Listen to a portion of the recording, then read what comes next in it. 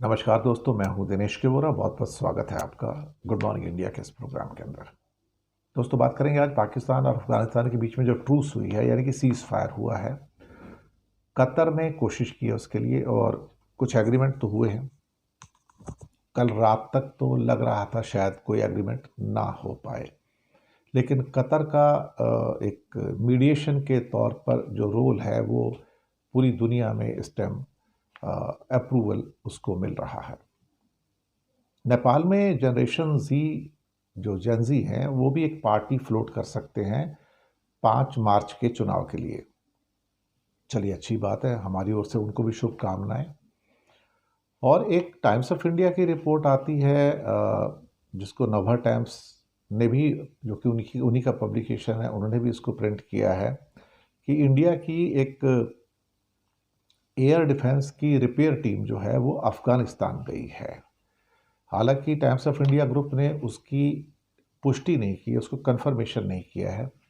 वो वहाँ पे जो कुछ एयर डिफेंस पुराने सिस्टम्स हैं, तो उसको रिपेयर करने के लिए इंडिया की टीम वहाँ पर तालिबान की हेल्प को गई है। ये अनकन्फर्म्ड रिपोर्ट्स जो टाइम्स ग्रुप की ओर से इंडिया में आई है। कितना कंफर्मेशन है कितना नहीं है, इसके बारे में हम भी कोई इसका दावा नहीं करते, और हम डिपेंड कर रहे हैं टाइम्स ऑफ इंडिया की रिपोर्ट के ऊपर। हालांकि उन्होंने भी कंफर्मेशन नहीं की है कि उनकी भी जो उनके सूत्रों ने बताया वो उसके ऊपर है। तो आप सबका बहुत बहुत स्वागत है। तो सबसे पहले बात करेंगे कि पाकिस्तान और अफगानिस्तान के बीच में क्या हुआ अल्टीमेटली पिछले 2 दिन के अंदर। और इमीडिएट सीज फायर के ऊपर वहाँ पर एग्रीमेंट हो गया है। कतर में बातचीत में ये फैसला किया गया है कि दोनों कंट्रीज़ के अंदर बॉर्डर पर जो टेंशन है उसे कम किया जाए, और ये ज़रूरी होगा कि वहाँ पर आपस में टेबल पर बैठ के बात करें।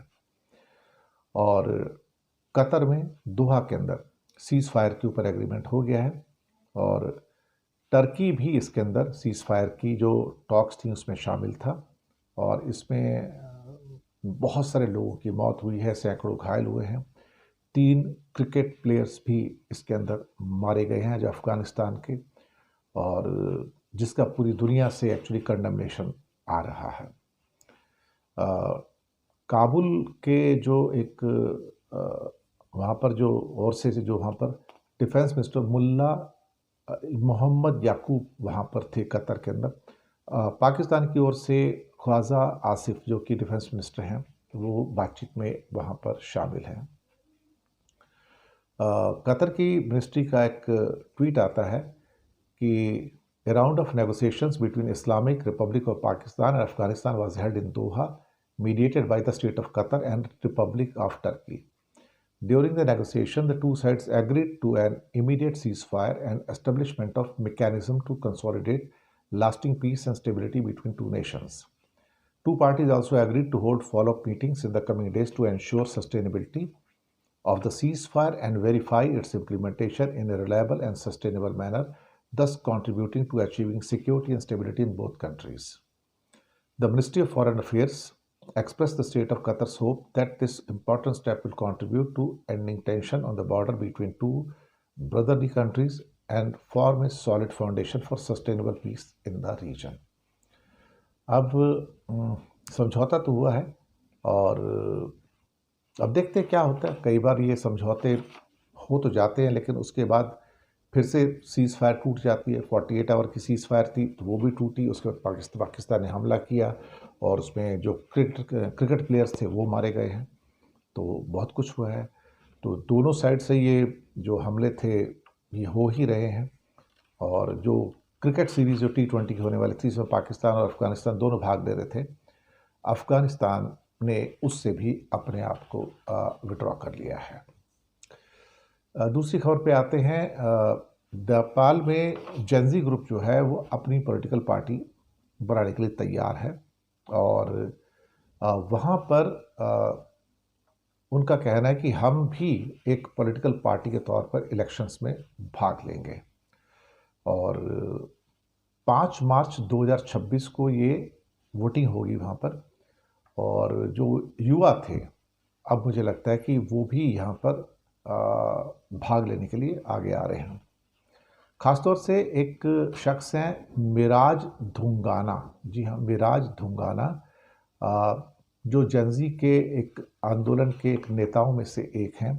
उनका कहना है कि हमने अपना एजेंडा पेश किया है और राजनीतिक पार्टी, वो पॉलिटिकल पार्टी जो है वो बना रहे हैं, और कहते हैं कि जब तक उनकी बेसिक जो डिमांड से ध्यान नहीं दिया जाता तब तक वो चुनाव लड़ते रहेंगे। और उनके दो एजेंडे जो हैं, कुछ नेपाल के लोगों के लिए, विदेशों में रहने वाले नेपाल के लोगों के लिए जो वोटिंग राइट्स हैं, और दूसरी एक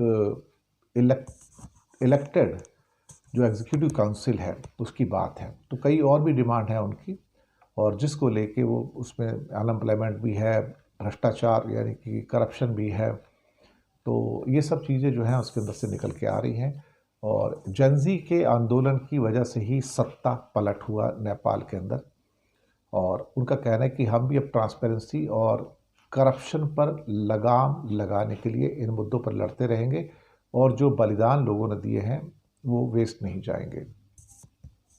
जेनज़ी के इन नेताओं का कहना है कि जो हिमालयन किंगडम है या हिमालयन कंट्री है, उसका जो इकोनॉमिक डेवलपमेंट है वो भी ठप हो गया है, और ज़रूरी अब इस बात की है कि वहाँ पर जो कुल मिला के 3 करोड़ की आबादी है, कि वो दोबारा से जो फैक्ट्रियाँ वगैरह हैं उसको खोलें, नए रोज़गार आएँ, लोगों को आगे बढ़ने के लिए और मौके मिलें, ताकि उनकी ज़िंदगी जो है वो थोड़ी बेहतर हो सके। एक तीसरी न्यूज़ है जो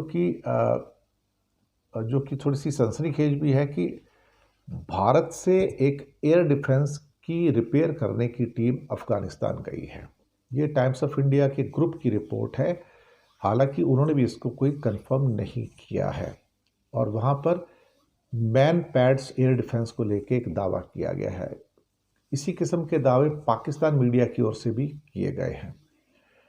रिपोर्ट जो टाइम्स ऑफ इंडिया ने कहा है कि कुछ सोर्सेज से जो मिली है उनको, और उनका कहना है कि भारत की एक टीम है, जो मैन पैड्स होता है अमेरिकी man portable air defence system, अमेरिकी man portable air defence system, उसको एक्टिवेट करने में वो मदद करेंगे, ताकि उस पोर्टेबल मिसाइल सिस्टम्स को स्टार्ट किया जा सके और तालिबान की फोर्सेस को ट्रेनिंग दी जा सके।